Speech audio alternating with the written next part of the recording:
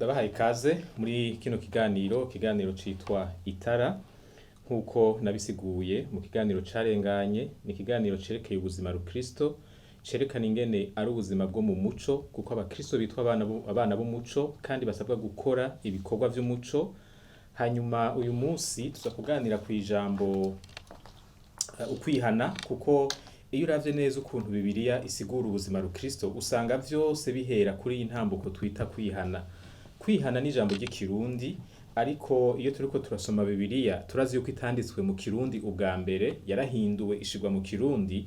Rero birakenewe yuko umuntu asubira inyuma akarondera kumenya mu vy'ukuri iri jambo ryanditswe ryasigura iki, igihe ryandikwa, mbega kuri twebwe uyu munsi risigura iki, kuko nkuko tubizi ukwihana niyo ntango y'ubuzima bw'agakiza. Intango nayo yama ifise ingaruka kubiyikurikira vyose. Ijambo rero kwihana mu gifaransa ni repentance. Iyo uvuze repentance, se repentir, ni ijambo risigura kwigaya kubw'ivyo wakoze maze ugahitamwo kubiheba no guhindukira ugakora ibindi binyuranye navyo. Ijambo ryo kwihana ririmwo guhindukira, ririmwo kuva mu nzira warimwo ukayivamwo ukaja mu nzira nshasha, ririmwo gusuzugura ukuntu wari umeze, ibintu wakora maze ukabihindura ugakora ibindi bishasha wumva ko unezererewe gukora. Nkuko nameje kubivuga, kwihana niyo ntango y'ubuzima bw'agakiza, niho vyose bihera. Hanyuma turazi yuko iyo ikintu gitanguye nabi no mu buzima bwacu mu nyuma kibamwe ingorane. Ntushobora kubaka inzu nziza ku mushinge umeze nabi. Uko umuntu atangura igikorwa birafise ukuntu bigira ingaruka kuri ico gikorwa no mu nyuma yacu. Nico gituma imbere yuko tuvuga ubuzima bwo mu gakiza birakenewe cane gose guhera ku ntango y'ubwo buzima. Reka ndabaha akarorero. Aha narimvuze yuko umuntu ashobora kubaka ku mushinge mubi kandi mu nyuma bikamuviramwo ingorane. Iyo usomye mu butumwa bwanditswe na Matayo igice c'indwi ku murongo wa 21 gushika ku murongo wa 23, hari amajambo yerekana ko bishobora gushika umuntu akaba mu bandi, akaba mw'ishengero, ariko ubuzima bwiwe bwubakiye ku mushinga utariwo. Kandi umuntu nk'uwo hariho igihe bizogaragara ivyiwe. Reka dusome ayo majambo. Matayo indwi kuva kuri 21 gushika kuri 23, havuga ngo umuntu wese amvumereza ati mwami mwami, siwe azokwinjira mu bwami bwo mwijuru atari ugukora ivyo data wo mwijuru agomba. Kuri wa munsi benshi bazombwira bati mwami mwami, ntitwavugishwa n'Imana mu izina ryawe, ntitwasenda abadayimoni mu izina ryawe, ntitwakora ibitangaza vyinshi mu izina ryawe. Niho nzobajinjiburira nti ntaho nigeze ndabamenya, mviraho mwabakora ibiziramwe.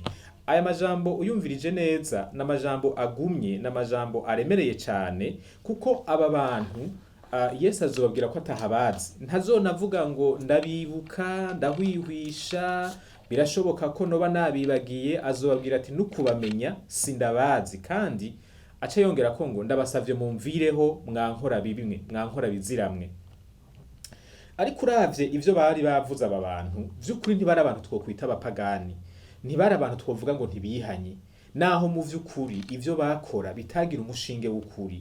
Ngo bari abantu bavugishwa, bakavugishwa mu izina ry'Imana, naho kumbure ivyo vy'izina ry'Imana rya Yesu bavyiyitirira. Bari abantu ngo basenda amadayimoni. Abo bantu murumva ko bagaragara ko ingabire za zindi tuzibonye ku muntu uyu munsi tumwubaha.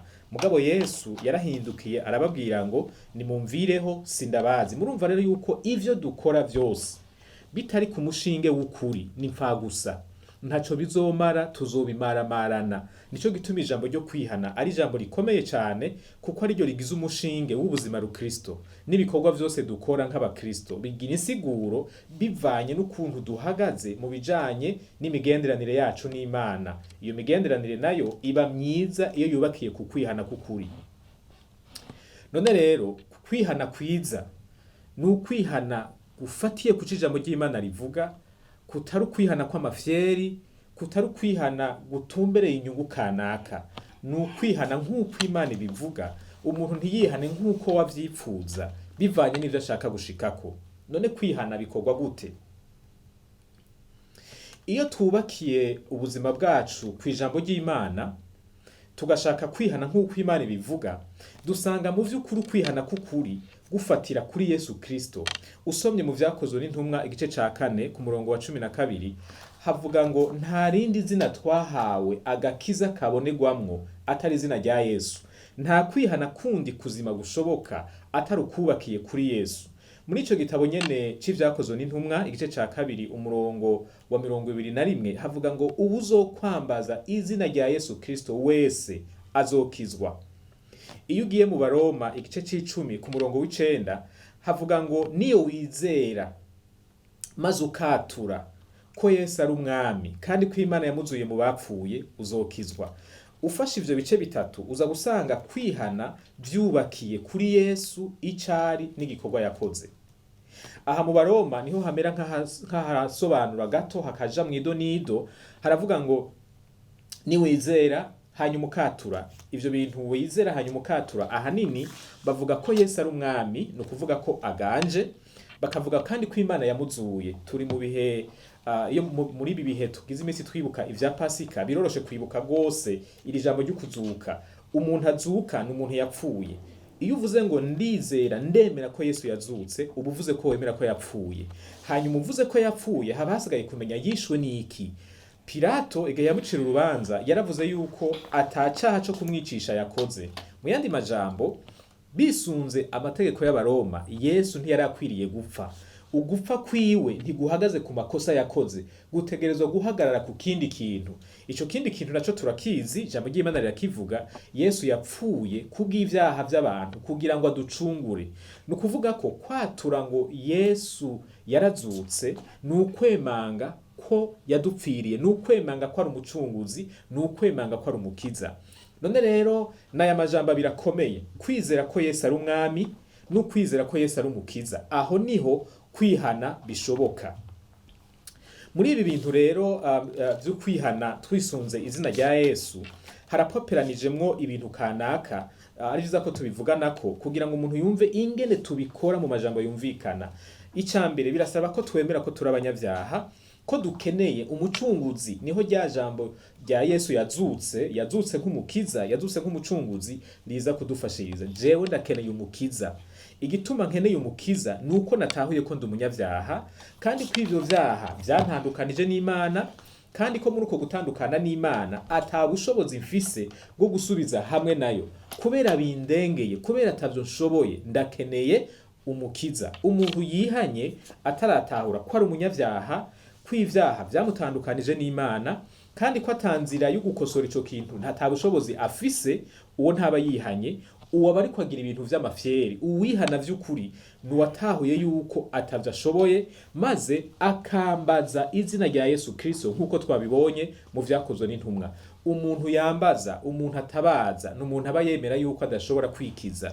Iyo umuntu akivuga ngo jewe ndi umuntu w'indero, ndi umuntu w'imico myiza, ndi umuntu ntataco nonona, nta bantu nkorera ikibi, mva mu muryango umeze gutya, iwacu tumeze uku, akumva ari umuntu mwiza, atari umunyavyaha, adakeneye umukiza, uwo ntiyaba haragera ko yihana. Uwihana vy'ukuri nuwuza atakamba ataritse amaboko, kuko yatahuye yuko Imana itamutabaye ubwiwe buzoba buheze, kandi urubanza rw'Imana ntazoshobora kuruva imbere. Hanyuma rero muri uku kwihana harimwo amajambo birakomeye twamaze kuvuganako. Kwemanga ko Yesu Kristo ari umwami, ni ukuvuga iyo wemeye umuntu ko ari umwami, uba wemeye kuba munsi y'ububasha bwiwe. Hariho ijambo ryo kwirekurira munsi y'ububasha bw'Imana, kwemera Imana ikaganza ubuzima bwawe. Aha hantu harakomeye cyane, kuko iyo umuntu avuze ngo arakijijwe, ariko ubuzima bwiwe ntaburekurire munsi y'ububasha bw'Imana, ngo yirekurire munsi y'ukuganza kwayo, bituma mu nyuma abaho nk'umuntu w'umugarariji, gutyo ntashobore kubaho nk'umwana w'umuco, canke akabaho nk'umwana w'umuco muri bimwe, ageze mu bindi akabaho nk'umwana w'umwijima. Nico gituma ari vyiza cyane yuko umushinge wacu uba umeze neza, kuko mu kwihana harimo no kwishira munsi y'ububasha bw'Imana biciye mu kwatura ko Yesu ari umwami. Umwami ni uganza, kandi umwami aratandukanye n'umuperezida. Umuperezida muri iyi myaka yacu n'intwaro zubakiye ku gushaka kw'abanyagihugu, bimwe bita za demokrasi, hariho izindi nzego zigabanya ububasha bwiwe, zishobora no kumuvuguruza bivanye n'ivyo bintu ariko arakora canke ariko aravuga, n'ivyo amategeko abivugako. Ariko mu ntwaro ya cami muri iki gihe aya majambo yandikwa, umwami si umuntu avuguruzwa.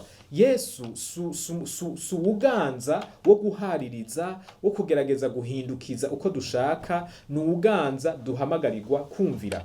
Ijambo rya kabiri ni rimwe ry'umukiza, kwatura ko Yesu yazutse kuko yapfuye kuko yazize ibyaha byacu, yabizize kuko yari umucunguzi wacu, yari yaje ari we wa mwagazi w'intama w'Imana ukuraho ibyaha by'abari mu isi. Uwo mwagazi nawo wategerezwa kubagwa, amaraso yabo agaseseka kugira ngo ube ikimazi gikuraho ibyaha by'abatanze ico kimazi nyene. Yesu ntiyapfuye urupfu rusanzwe, Yesu ntiyiyahuye, Yesu ntiyazize amakosa yiwe, Yesu yapfuye kubera ibyaha byacu. Kwakira iryo jambo bisigura ko wemera ko atahandi hantu ushobora gukirizwa, ushobora kwakirira agakiza, ushobora gusubiriza hamwe n'Imana atari muri Yesu Kristo. Tukiri ngaha nyene rero nashaka kuganira n'abamaze kwihana kugira ngo ndabasabe gusubira inyuma gato, twiyumvire mbega ukwihana kwanje kwagenze gute. Hari igihe umuntu yihana akiri umwana muto agasubiramwo amajambo bamubariye, buhoro buhoro akazoja arayatahura uko atera aje imbere mu buryo bw'imyaka n'ubushobozi bwo gutahura. Hari n'igihe umuntu yihana akuze ariko akihana mu bihe vy'ibishobisho vyinshi n'amajambo menshi n'urwamo rwinshi, ugasanga ntiyaronse umwanya wo kwiyumvira atekanye ayo majambo ariko arasubiramwo uburemerezi bwayo n'insiguro zayo. Ariko iyo bija hose, nimba warihanye, Imana yarakwakiriye. Nimba warihanye vy'ukuri n'umutima ubikunze, Imana yarakwakiriye. Ici gusaba uyu munsi, igikenewe uyu munsi, nuko usubira inyuma ukaraba mu kwihana kwawe, mbega iri jambo ry'ukwemera ko Yesu ari umwami n'umukiza, kumwakira nk'agakiza kanje, atariho noba ngowe, atayindi nzira n'imwe ishoboka, mbega ndatahura uburemerezi bwaryo. Mbega iri jambo rivuga ko Yesu ari umwami, nararihaye agaciro mu buzima bwanje, ndamubona nk'umwami canke ndamubona nk'umuntu nshobora guhindukiza uko nshatse, nshobora kubwira ivyo nipfuza agategerezwa kubikora nk'uko ndavyipfuza, canke niyumva ko ndi munsi y'ububasha bw'umwami ategerezwa kuntegeka. Ndipfuza ko aha hantu tuhafatira akanya tukisengera kugira ngo vy'ukuri twubakire ku mushinge mwiza. Mu kurangiza rero, mwibuke ko duhamagarirwa kuba abana b'umuco. Abana b'umuco bubakira ku mushinge w'agakiza gafatiye ku kwihana k'ukuri. Iyo ukwihana kutagenze neza, ntushobora kuba umwana w'umuco mu nyuma. Ivyo tuzobigarukako mu bindi vyigwa. Muri kano kanya reka tugarukirize hano, ndangize ndabakengurukira, ndabasabira umugisha w'Imana, ndanabahamagarira kubana nanje mu cigwa kizokurikira. Imana ibahezagire.